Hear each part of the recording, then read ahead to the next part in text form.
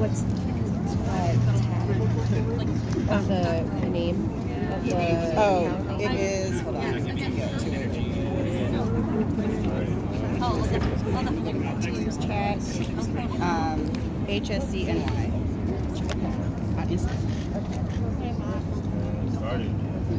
Good morning. Good morning. Good morning. Good morning. So we're here with somewhat of a simple message. New Yorkers deserve better. Yes. And we're demanding better because some in our state government have made a habit out of showering loopholes and tax breaks and unneeded subsidies on the rich and the biggest corporations in our state, while the majority of people struggle to keep up with rising prices of food, the rising rent, wages that aren't keeping up with those costs, rising energy costs. And so what we're saying today is that it's not okay for corporations to get record profits while so many across our state are dealing with record struggle, right? That their lives have never been more difficult. And so what we're saying today is that it's time for New York to make a change, right? And we know the path forward, right? We've seen that. We've surveyed New Yorkers. We've heard from those New Yorkers. And they said a couple of things that I just want to list out, right? 80% of New Yorkers said that the distribution of wealth and resources is unequal in our state. 70% said government's role is to make life more manageable for regular and working class people by lowering housing costs, by lowering childcare costs, and by increasing wages. 70% said they support taxing the rich for more investments in public goods. And 74% said they want government to do more to try and help make life a little bit easier. And so I want to throw out those numbers, right? 80%, 70%, 70%, 74%. Because Governor Hochul only got 53% at the polls, right? Same. So this is a path forward on doing what's popular and what's right for New York. All we need state government to do is listen to the people and put forth those policies in the budget. Voice of the people. And so what we're here today to do is to lay out a vision and a platform and a path for New York to move forward, right? And we're building the New York that New Yorkers say that they need. And we're calling for $40 billion in new investments of public money towards working class, Black and Latin communities, immigrants, youth, and really the future of New York and the backbone of New York. And we're calling to pay for that by making sure that the wealthy, the wealthiest, and the biggest corporations pay what they owe. They made their money off the backs of workers. They made their money off the backs of all of the New Yorkers that are struggling right now. And so it's only right, and it's past time to put the priorities of the working class first and foremost. And so we've brought together a large coalition from across the state of elected champions, elected officials, and the folks in communities that put in the work, that take care of each other. We take care of each other, and we need government to help us do that, not hinder us from doing that. And so up first, we have two of our champions, our co-sponsors of two of our bills, Senator Jessica Ramos and Senator Jabari Brisport. Well, good morning, everybody. Good morning. Hi. Well, we are here to say that it's time to tax billionaires. You know, living in New York City my entire life, I have dreamed of fully funded schools. As a mom, I dream of universal child care. We want to make CUNY free. The MTA should be free for riders. And for all of these things, we need money. And even though my neighbors work so damn hard every day to provide for their families, we won't be able to get the revenue that we need if we keep putting the tax burden on working class communities like mine. So today, I am once again talking about my mark-to-market tax. It will be to tax unrealized capital gains of billionaires. We have more billionaires than ever before before. If you think corporate profits are through the roof, you should see how billionaires are doing, how they're living, how peaceful their lives are, because they don't have to worry about getting evicted, about putting food on the table, about making sure their kid has school supplies. Everybody always worries about whether billionaires and the wealthy are going to get up and leave from New York. I'm sick of seeing working class New Yorkers have to leave New York State to buy a house. Fact. That's a fact. We have been the backbone of our economy here in New York, and the pandemic showed that. The best way to love and honor hardworking New Yorkers is by making sure that the wealthiest among us pony up the money that they have been hoarding and make sure that they're paying their fair share in taxes so that we can make sure we are investing in each and every New Yorker. Thank you. All right, good afternoon, everybody. State Senator Jabari Grisford. Brooklyn's in the house. Good morning. Tax the rich, so peep my drip. My hat says tax the rich. Because we need to fund our future for New York State. Give it up for the incredible coalition brought here today. We got New Deal for CUNY in the house. We got Make the Road in the house. We got New York Communities for Change in the house. I see Drum in the house. Yes, and our New York is here, and we are saying fight, fight, fight to redistribute wealth from those at the top who have so much to those at the bottom who are working and generating the wealth of our state that deserve to live with a dignified life. Now, I carry a couple bills in the Revenue Coalition. I carry an inheritance tax because extremely wealthy individuals that do not pay their fair share of taxes when they pass on multi-million-dollar properties to their children are driving the intergenerational wealth gap and the racial wealth gap in our state and our country. I also carry a constitutional amendment to tax intangible wealth because just like you get a property tax on your home, wealthy individuals should also get a tax on their stocks and their bonds and their ones and zeros that are holding wealth. Now, because of this incredible coalition that came together 2 years ago to raise taxes on the wealthy, we passed some of the biggest taxes on the wealthy in my lifetime. But we're back to say it ain't enough. It was not enough. And our message to Governor Hochul, you need to stand with us, working people, and not the billionaires.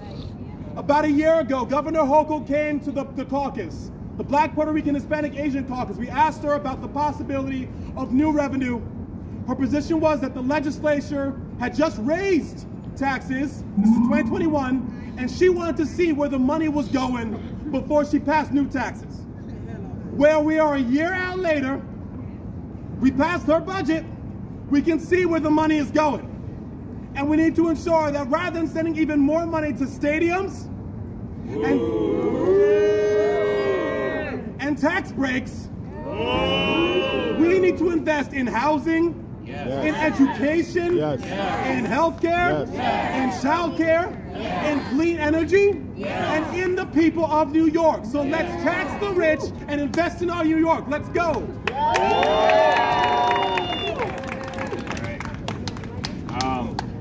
So as Senator Brisport said, we're not just about addressing wealth inequality and income inequality by using our tax code. We're about building a better New York. And that means investing in programs that help New Yorkers to thrive. And so I want to invite we're going to hear from a couple of folks that know exactly how to do that. And so up next, we're going to hear from the Director of Organizing at Vocal, Jawanza Williams, about just a couple of things that we could do to really transform New York and improve folks' lives. Thank you, Charles.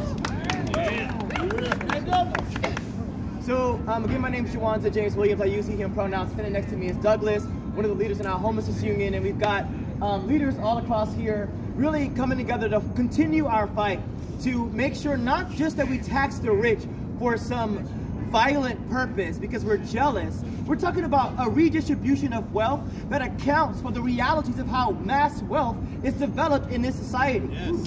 So, number one, I want to take us back for a second and really contend with where we are.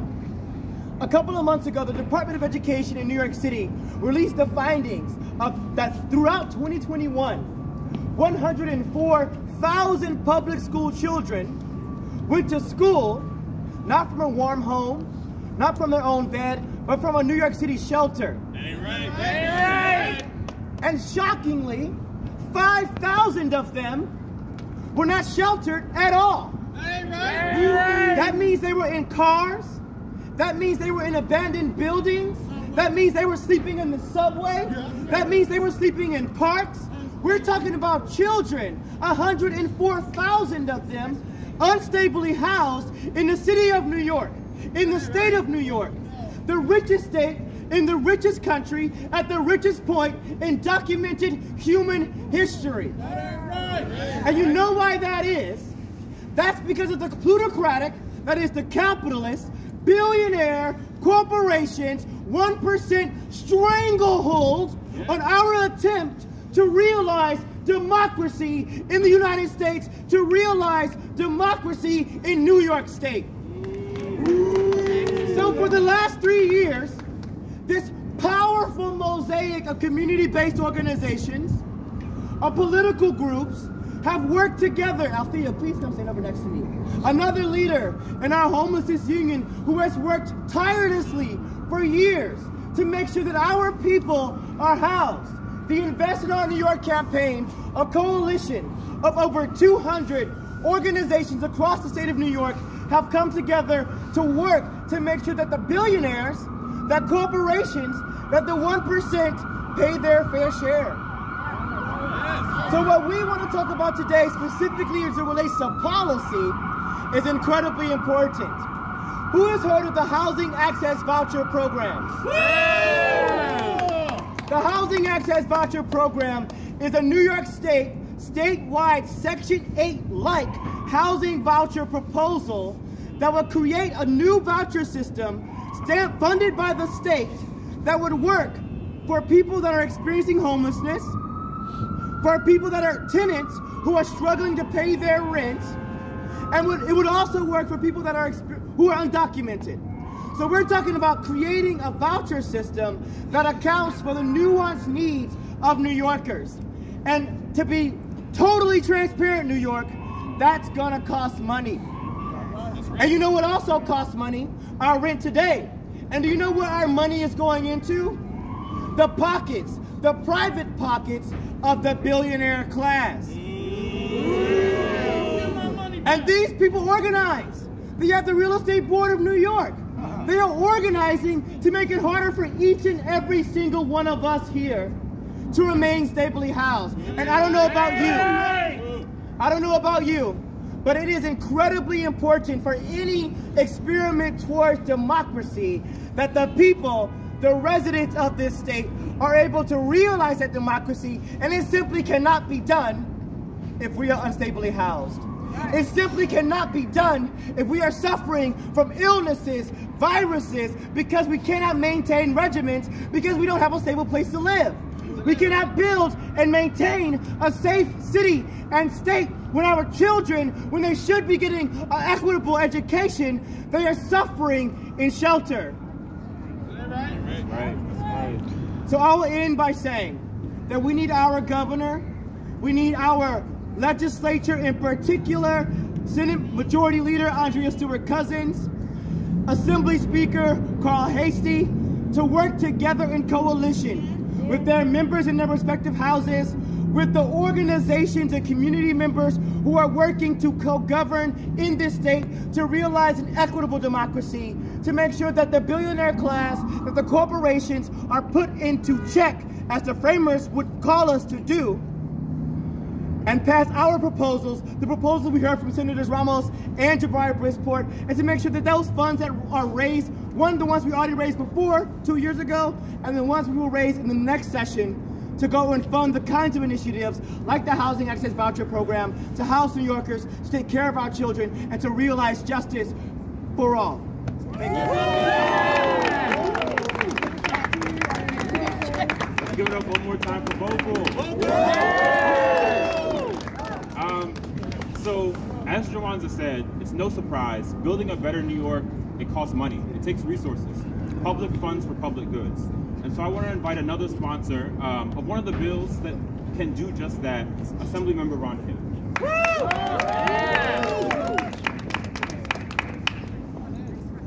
Thank you all. This is the first time in the history of America when we had a health, social, economic meltdown, and the rich just got richer, way richer, while the rest of us got behind. Throughout history, the rich shared the burden whenever we had the social downturn, but not this time around. We got left behind when you sacrificed the most. That's why we're here. We're asking for how much? 40 billion this year? 40 billion. That is the minimum we're getting this year. 40 billion. We will not negotiate against ourselves. 40 billion is the floor, and we will get more than 40 billion this year. The reason why the rich is getting richer is we socialize all their risks through the tax code, and 45 years ago we did this. We liberalized private capital. We protected and shielded the growth of capital. And one of those things is the capital gains, preferential treatment of capital gains. In New York State, if we end, this is the bill that we're pushing forward, my bill, and our bill, if we end the preferential treatment of capital gains, that's $7 to $9 billion a year that can come back to New York. Why is it that when they draw their income off of capital gains, they get preferential treatment, and when we work our asses off, we have to pay more taxes? We can end that this year, along with my senator and my colleagues' bills. We can get $48 billion, and we're going to get more than $40 billion. Thank you all.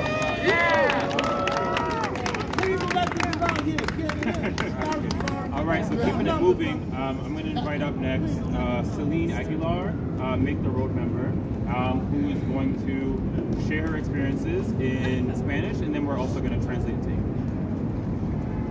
Hola, muy buenos días a todos.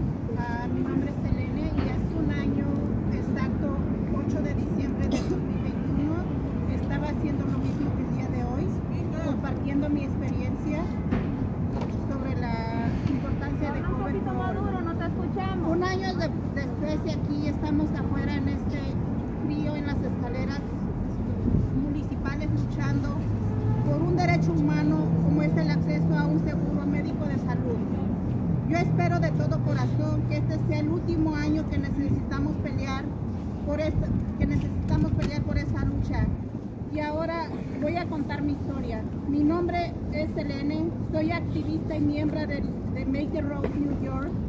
Yo soy una mujer inmigrante de México, soy una madre soltera tratando de hacer lo mejor para mi hijo. Yo soy una mujer trabajadora que contribuye a esta comunidad. Llevo más de 16 años trabajando en diferentes vecindarios de la ciudad de Nueva York como limpiadora doméstica, exponiéndome a químicos agresivos y condiciones de trabajo peligrosos. Hubieron muchos días donde trabajé horas largas expuestas a productos de limpieza agresivos que al final del día no podía sentir mis manos. Yo quería ir al doctor para tratar mi salud, pero no tenía un doctor ni sabía dónde acceder a uno por falta de seguro médico. Debido a las prioridades familiares, yo no podía recibir atención médica al no tener seguro médico. Yo hubiera tenido que pagar altos costos por el seguro.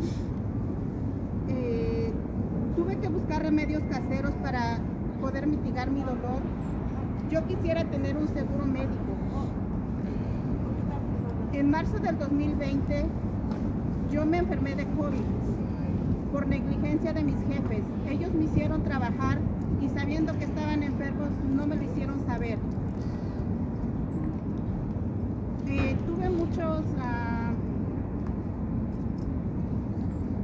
Tuve mucha dificultad para respirar, fiebre, dolores corporales y pérdida de olfato. Un año después todavía yo sentía los mismos